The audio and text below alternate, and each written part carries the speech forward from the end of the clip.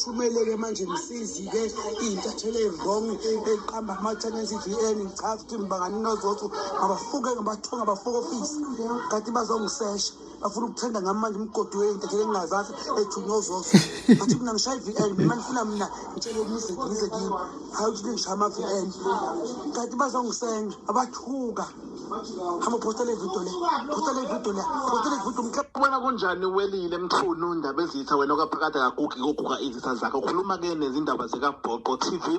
la ku-YouTube na ku-Facebook sisasibuza ukuthi ngabe le mpi ephakathi kwakho noKing Zoso impi eqale nini and iqala kanjani siyabona la sekuphutshuke nama-voice notes lapho ukhwela udilika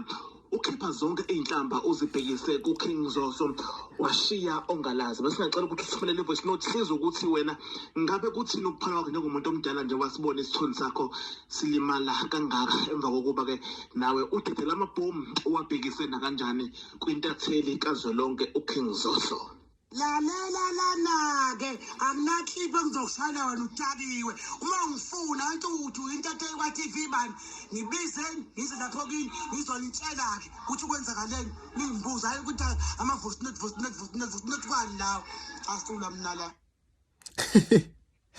Hayi bafowethu yakhohle ukucindezela usubscribe lapha kwi-channel zolonke ngidivezela zonke iy'ndaba ezenzeka ezweni. Mina igama lami nguMsizi aka Inkosi Admin. Bafowethu sengiphumile ningilandela lapha ey'nkundleni zokuxhumana usayisho ukuthi Msizi SA Facebook uzokwazi ukuthi uzitholele ama-clip afana njengalawa usuku nosuku la khona hlezi siphosta yonke into ethrendayo. Mina sengiphuma kanje.